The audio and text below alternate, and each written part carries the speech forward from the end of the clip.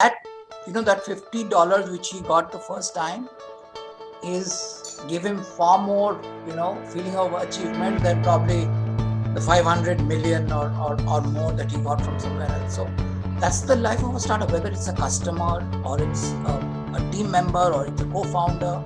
And as I said in that video, if you buy the book, if you don't like it, I will refund your money. I'm halfway through the book, but I know there's value in it.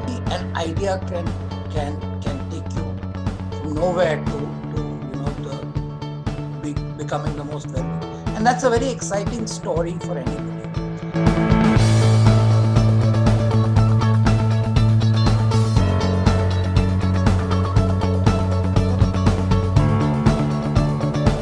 Thank you so much for giving me the next few minutes of your life. I promise you, if you are an entrepreneur aiming to raise funds, or if you are in the investment business, this interview is meant for you.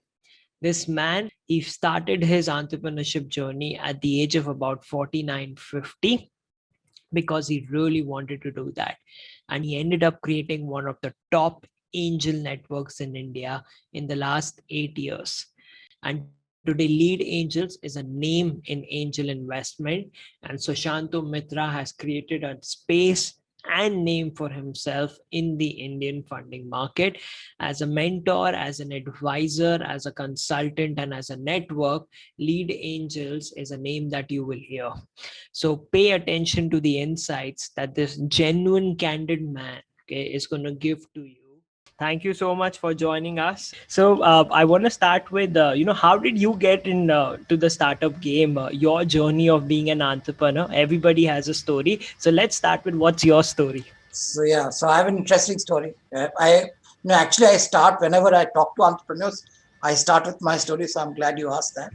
So actually, it started at a very strange moment of my life. I was working as the CEO of the incubator at IIT Bombay, and like everybody else, it was a paid job, and I was looking for better opportunities. The government doesn't pay too much salary, so moving over to join as the number one, employee number one of Hyderabad Angels, which is another angel network there.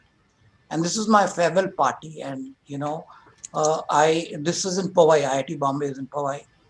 And as I was, so even though I was not a student, but you do get attached to an education institution. It's not that the students, the alumni is attached to things. Even people who are, employees there working for something else, get attached to the institution. And while you may want to, badmouth the institution while you are there, but leaving, it is, it's a very, very emotional moment that you spend. And, IIT would probably be not the place that I would visit very often. So I was getting out of the farewell and in a sort of contemplative mood. And it's a long journey from Powai to Bandra, especially in those days. A couple of flyovers were still under construction. A long journey. I was just thinking, holy shit, I'm sorry if I can use. You can. Please go Right. ahead. The thing, I'm not going to go back to that place anymore. It was a very, very emotional moment. And at that moment, I thought that, why not start? And it was very exciting working with young startups at IIT and professors who, are doing crazy things in their labs. So it's very attractive. It was very exciting for me. So I thought, what if I start an angel network of IITians? And IITians are bright; they're the right people to do startups, and many of them are successful, and they get 5, 6, 7, maybe 7-figure salaries. So why not create this sort of alumni angel network? It was just an idea. I went home, moved on to Hyderabad. Life went on. The startup involvement is quite it's operationally heavy. So sometimes I would think about it. You had this idea and didn't do anything about it. and it's sort of becoming stronger and stronger. But it remained an idea because there were larger angel networks when I started, when I was thinking about Hmm. much bigger angel networks. But then I actually went to from Hyderabad, India, I had to go to a country called Estonia, which is only Hmm. 3 million people. Yes. 3 million people, which is like one 1/5 or even less of Bombay, like 1/6 of Bombay or 1/7 of Bombay. So how many angel investors are there? There were like 300 angel investors in a population of 3 million. And I Wow. said, hello, India at that point of time didn't have, so if I do the math in India's population versus their population and number of angel, I said it makes a lot of sense to have, yet another angel network in India. Hmm. And it's not such a pipe dream. So when I saw that, that sort of, triggered it off. And then I spoke to my professor and a couple of other people. And then along with, then finally uh, kicked it off. But there's one more little minor part of the story is that I was 49 years old then, and my son was 19, and he said, "Dad, the way these younger people say, chill, man, you worked hard all your life, now just have beer. Like, why do you want to, fritter away whatever you might have saved over this period of time?" So I told him, look, I don't want to be 70 and regret that I didn't do this, right? That'll be a lifetime. And, when I'm on my last days, I don't want to be regretting that. So that, whatever, think about it and all that. And the irony of the part is that he's now an entrepreneur himself. so, so that's the, Wow. so he started, Wow. at the age of 25, 4, 5 years later, he was in college then and he graduated. His first job was that of an entrepreneur right after college. Wow. So that, of course, the last bit is that wife is very unhappy with both me and my son. I was gonna ask you that only. Yeah, yeah. So She now who's she's more of an totally, entrepreneur? yeah, yeah. So no, no, yeah. So I guess so. That's the life of an entrepreneur. I think every entrepreneur goes through a moment in his or her life, and somebody takes that opportunity or that incident to take it further. Maybe some people do it right on that day, and some maybe take a few months. But most of us actually go and you live out your dream. Essentially, is that you have a dream and you want to live it out, and you don't really care whether your son or wife or whoever tells you. Usually, it's the mother. It's rarely the son. In my case, the biggest opposition came from my son. But I'm glad that now he's himself an entrepreneur. You bring such an important point. I don't know if you noticed it, but as a listener, right, and everybody who listens to this, uh, it's breaking the taboo of there's an age, and in India especially, and I think we've evolved quite a bit from it. In the same family, you had two people who became entrepreneurs at almost the same time, which is, if you look at it, you have a 20 odd year old and you have a 50-year-old, and they both started their entrepreneurship journey at the same time, but with a very different mindset. Mhm. One was like, I don't want to have a regret, and one was by chance. So if we look back at this as a listener, you don't know how you become an entrepreneur, but maybe you've also become an entrepreneur by chance. And welcome to this journey, because it's a very different journey after this. So let's talk about an entrepreneur startup, right? So an entrepreneur has a platform, he's taken a risk, he's dreamed something bigger than others, and this culture is just becoming bigger in India because of education systems, changing in transforming themselves.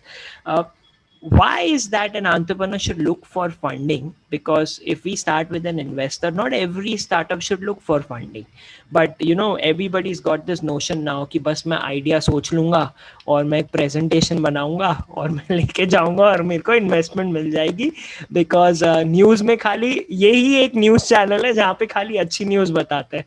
All the other news that they show is the negative news, but in this news channel they only show the positive. Can you please tell them the truth as an entrepreneur who started Lead Angels? Yeah. So the point is that uh, at a very basic level, uh, the the world economy has changed. So the or rather, I would say it has got more democratized. That a small guy can build a company which can fight with the Daimlers and the Mercedes Benz of the world, and eventually become the richest person in the world. That's Elon Musk for you, right? So that is what has changed. Suddenly, an idea can take you from nowhere to the becoming the most wealthy, and that's a very exciting story for anybody. And if you have to build a startup which is going to become the type that Elon Musk has built, or many others that we've heard of, Uber and WeWork, and some of the ones that you hear in India, Ola, and so on, you're going to need tons and tons of money, because you are like building a very, very big company from the start, right? And in the initial period, I'm going to get, uh, from an operational perspective, you will not get enough cash flow. You probably make losses for many, many years before you make profit. And therefore, those type of companies definitely need money. And that's what a lot of people want to build, because they want to build a great, a very, very big company. And they're not wrong in saying, yes, you need that money before you can kick off. But at the same time, there are many startups which have grown to, I will not say the same, but a very large size, which have not raised a single rupee of uh, venture capital. Zoho is a famous example. Mm. Uh, it's a couple of $1 billion company of revenues. It's all over the world in terms of its usage, but they've not raised a single dollar of venture. So it depends what is your type of business, what is your ambition. Are you willing to do it in steps, or you want to go whole hog? Some businesses you can do it with steps. In some businesses you can't. If you're going to set up a WeWork or a Uber, you need to put up a lot of money up front to get all the cabs ready and all the office spaces ready before you start your business. So there'll be some businesses intrinsically require a lot of money, some businesses that don't, some entrepreneurs who don't want to build a very big business on day one and want to take it slow. It so it's both the industry and the entrepreneur will determine what is the right path for you, and there is no real right path, right? So Mm. that is also true. Wow, I did not know that Zoho has never raised funds. I mean, that's interesting for even me to research, Yeah. because it's a huge brand, and we would assume that they've raised some Yeah. funds, right? That's a pretty good example that you give. Okay, so to help the community both from an investor and startup perspective, let's say that a group of individuals have started a solution providing company which has a space in the market. When is the right time for them to reach investors? Is it right after the ideation? Usually, is it after some traction? And I know it kind of depends, but if we had to give a ballpark figure, and what would you say is the best approach? How do I get in touch with investors if I'm nervous? Because we investors are big people. Let's say it that way. They know, they are smart, they are intelligent. They're not just going to give you the money. So how do I build myself around that if I'm a startup? Okay. So, of course, as you rightly said, the answer varies from situation to situation and entrepreneur. Some people might want to put in a little bit of their own money before they approach external investors.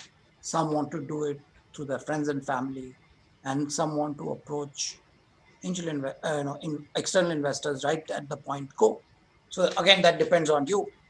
Uh, but at if we look at institutional angel money, that means a third party who doesn't know you, or has not interacted with you in the past, most of that in India, and as I say most, I'm saying 80% of the cases, they would like to see some revenues or at least traction in your company before they invest. So uh, for an average entrepreneur, and you have been The head of Google in India, or you played a role in Flipkart and you want to start out, maybe there'll be enough investors wanting to put in crores of rupees into you. But for the average person, uh, who doesn't have that sort of experience, you're not likely to get that sort of money upfront just on an idea. So most investors would want to see some traction or some revenues on the ground. And again, it will vary from industry to industry. So if you're looking at a sort of tangible product, uh, which you are manufacturing or buying and selling, look at maybe 30-40 lakhs a month. That's when investors will start. Or if it's a software product, then maybe people will say, okay, even 10-15 lakhs of revenue is good enough. And if it is, a gaming or a social sort of network that you are building, then maybe it's just the network size that will excite investors rather than maybe revenues will come later. But just like Facebook, for example, didn't make revenues for 7 years, and they got funded all through that period. They decided not to take revenues, right? So a lot of businesses make a conscious decision not to take in revenues till they have achieved a certain size, and those companies will definitely need money before they make revenues. So it again, as I said, varies. But I told you what, on the ballpark, you would need some revenues, some external validation. If you're an enterprise software company, you need one or two clients to vouch for you, to say, we are using this product, we're happy with this product, we've paid some money, somebody's paid some money to buy your product. That's the stage where most of the angel networks will invest. Amazing. Okay, very good. And we covered the persistent model that you wrote in the book. I want to show the book again, though we showed it in, Mr. Dhruvnath's video that you guys should check out, which is funding your startup. And as I said in that video, if you buy the book, if you don't like it, I will refund your money. I'm halfway through the book, but I know there's value in it. And this is, the second part of doing the interview with Mr. Sushanto. So I want to speak about now the persistent model is something we covered, and all those aspects that Mr. Dhruv discussed with us is very important, but we did not cover how do I get in touch with an investor, and now given the new world, so we don't have a lot of physical networking events which are happening. Can you suggest some proper professional genuine ideas for a startup so they know what is the right approach to get in touch, and how do you nurture an investor, because sometimes these young guys give up when they get the first no? So I think the world has changed a lot since COVID, especially in terms of human interaction, and VC interactions are human in nature, right? So I think the two primary pieces are that cold email doesn't work, right? You have to find a way of connecting through LinkedIn or through some other network. Somebody who's got funded by that person. Once you've identified who you want to get in touch with, it's best to go through a reference, right? So now that Ashish, you have my email ID, maybe the people who are listening should get through to you, because that it validates, right? It's actually a genuine way for both parties to benefit if somebody is referenced. The other is that I know it's a oxymoron, but if you ask for money, you get advice, and if you ask for advice, you get money. Wow, what a way to put it. Okay, that's a good one. Right. So if if when you approach an investor saying, we're doing this, wanted your advice about blah blah blah, is this, we've grown X percentage in the last 3 months. When do you think we should be ready for raising capital? So if that number is exciting enough for the investor, he'll say, he'll smell something or she'll smell something and say, yeah, I want to talk to you now. Don't you want advice? No, here's my money. Whereas if moment you go and ask a person, I'm looking for 50 lakhs. So okay, why should I give you my 50 lakhs? And he's going to start asking you questions, right? Here you are actually turning the conversation from saying, which is the sales approach, right? You're trying to find out what are the investors' needs, and then trying to find a way of fulfilling them to what he or she may require. And again, I don't mean it in a negative way. I mean, it's a genuine thing that you might go to, SoftBank and say, I want to raise 25 lakhs. So he's going to probably turn back and say, when you have a monthly run rate of 25 million, then you should be talking to me rather. So you might approach the wrong person. So you don't want to do that. You don't want to waste his time or yours. That guy will say, sorry, SoftBank only invests in Series D when the company wants to raise 500 million and above. And, if you want 50 lakhs, I'm not the right person to go to. Maybe he'll refer somebody else to you, right? So maybe you go to, so-and-so angel network or so-and-so individual or who makes those investments. Wow. And I think broadly, the VC community and the angel community,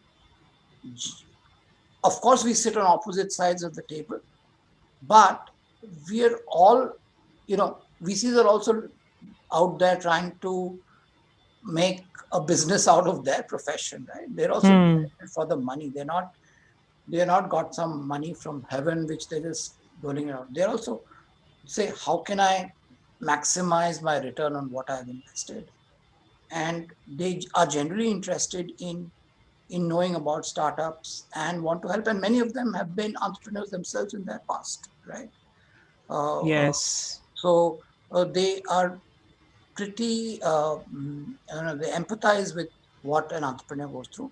But just the sheer number of companies that they meet, sheer size of India, the sheer size of the population, the number of startups that are coming up.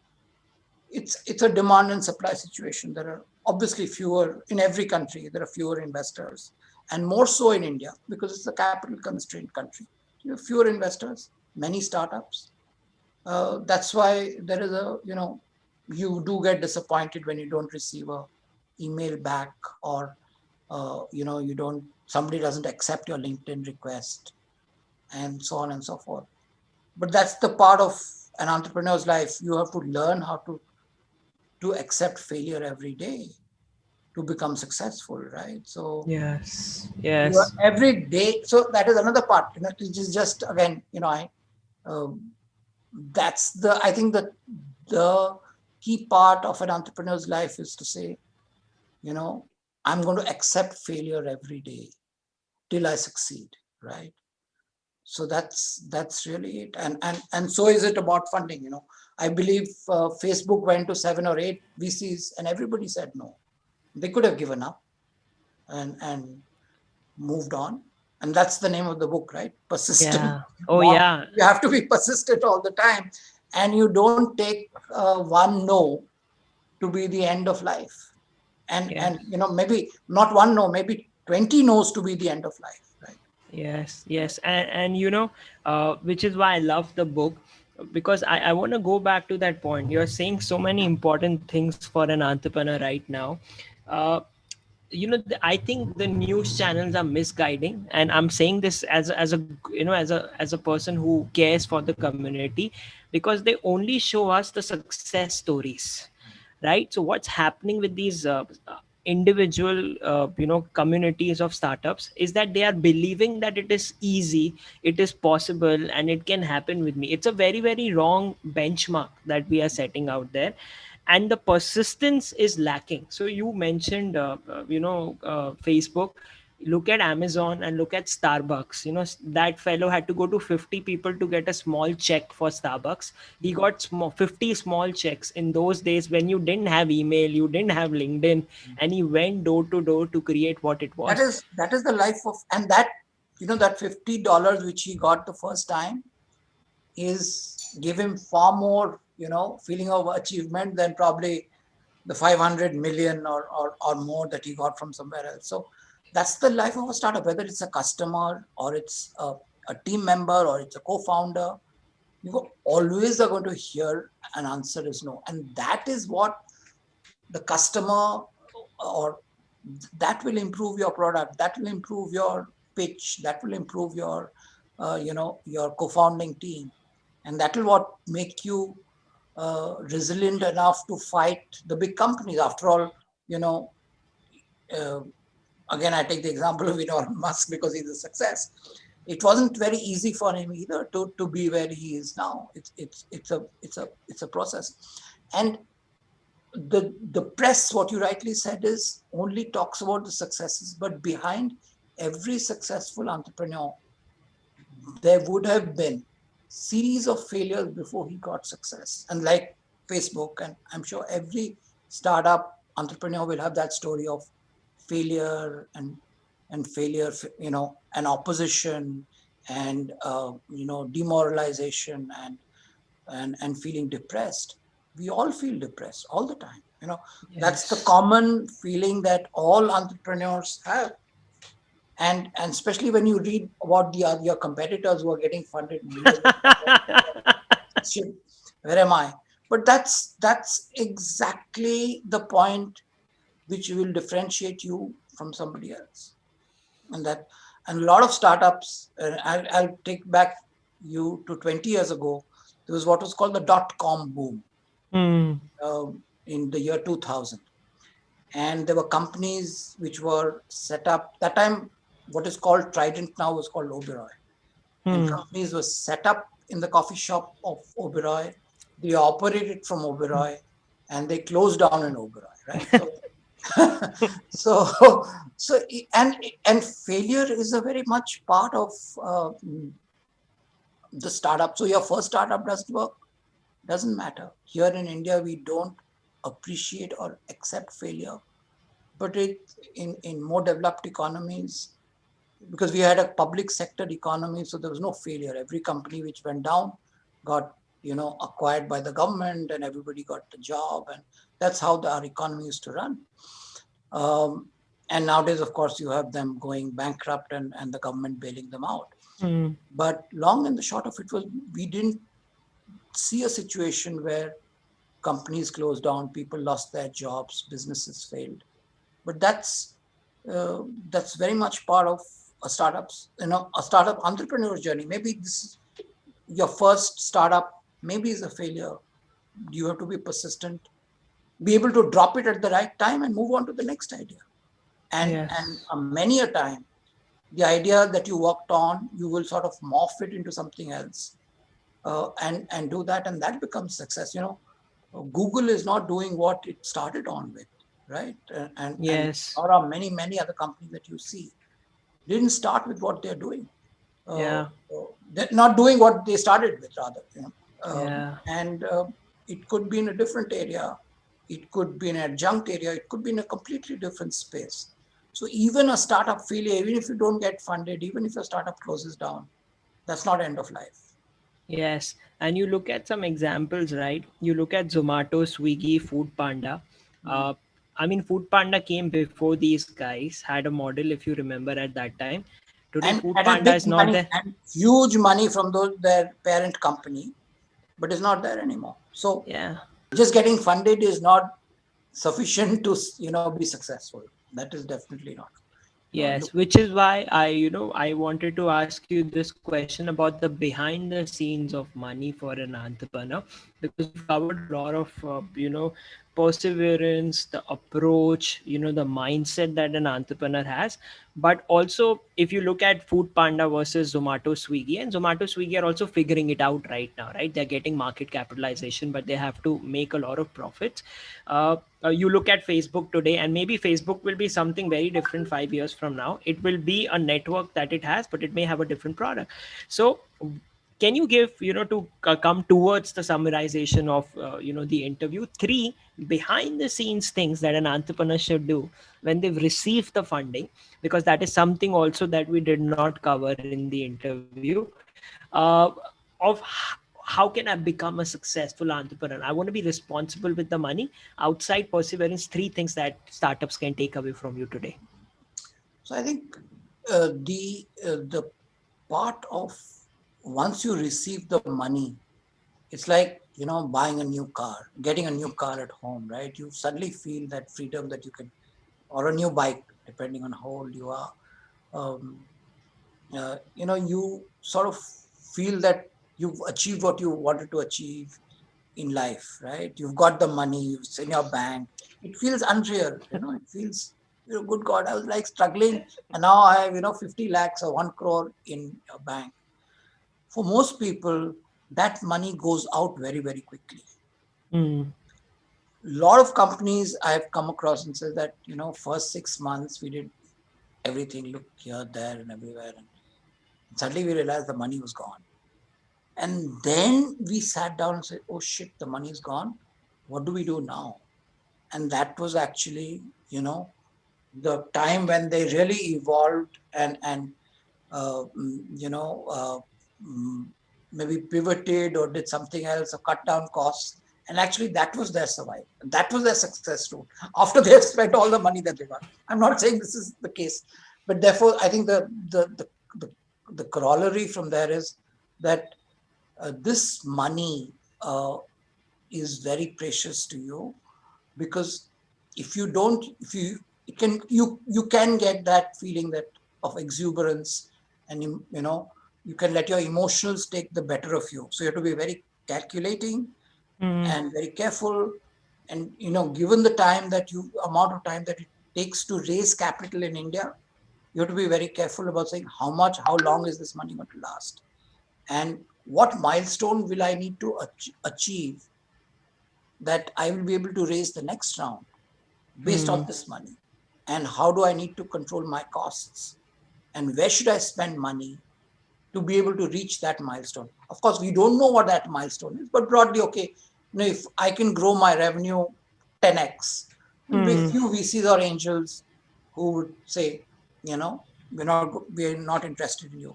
So what is your plan to grow your revenues Mm. 4x or 5x or 10x, depending on what your business is, with that money? And that has to, so basically that money should go in growth, Mm. Got right? it.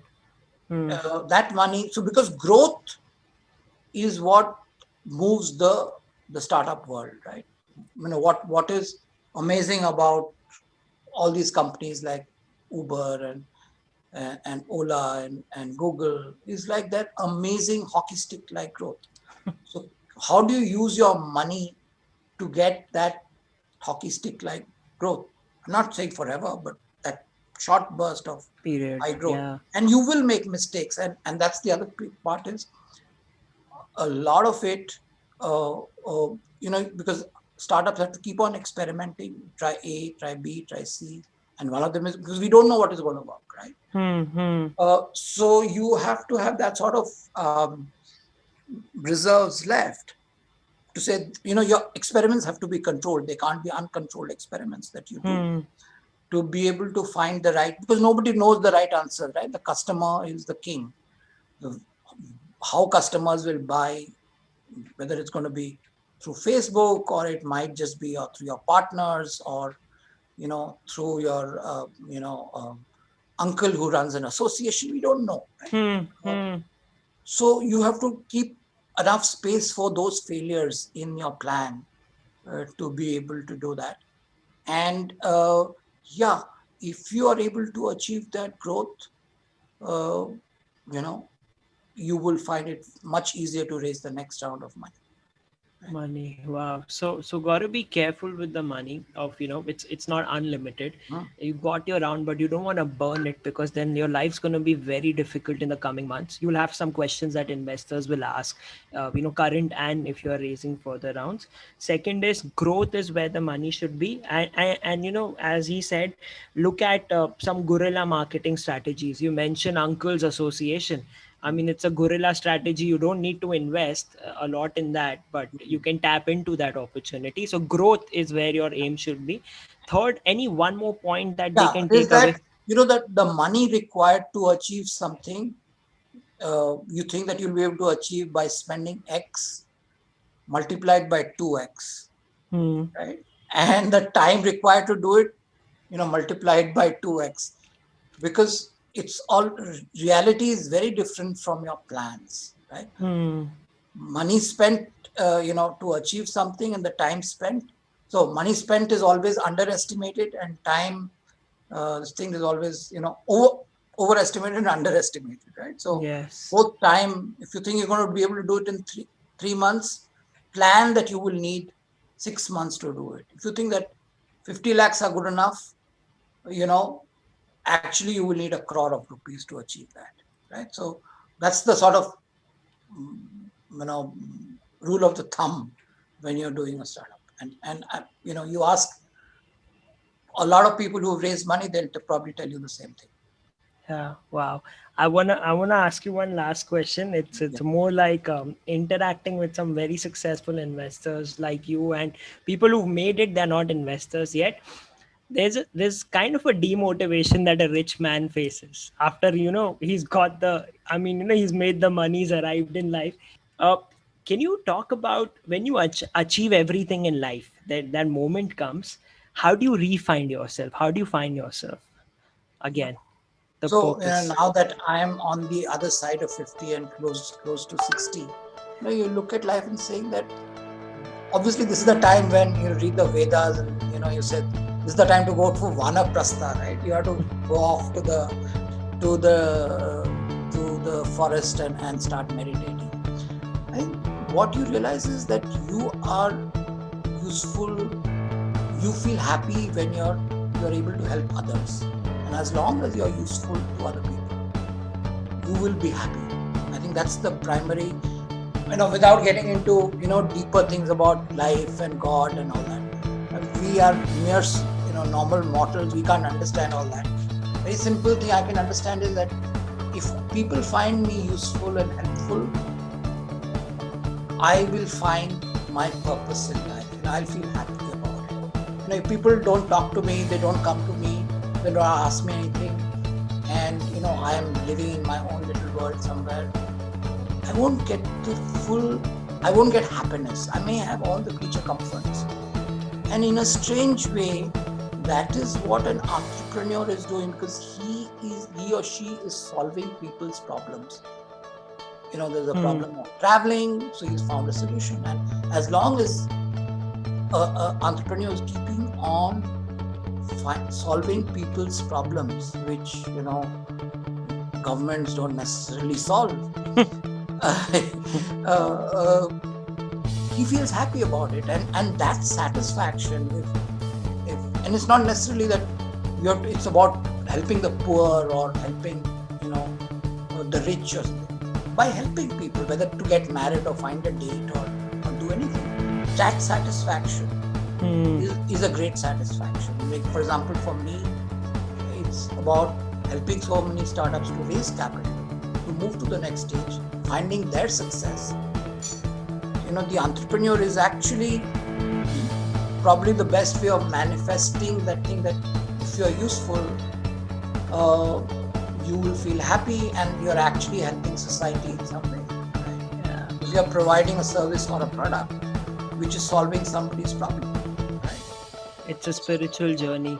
Yeah. And just being an entrepreneur, I just know how much you change, how much you transform, how much you let go. It's such a self-revealing journey, and when I'm saying this to you, I'm getting goosebumps right now. And I think that's the beauty of becoming an entrepreneur. It's so spiritual, and people don't see it that way. Yeah. And I want to genuinely say a thanks to you, especially about the last bit that you said. And I want people to go back and listen to the last bit. Everything else is very important, but the last bit is the most important. When you reach that part of the life, these are the things that you'll talk about. Eventually, you all will make money, and funding is one way to make money, right? And going that path. Wow, thank you so much. It means a lot. All right. Thank you. Bye. Thank you so much. Bye-bye.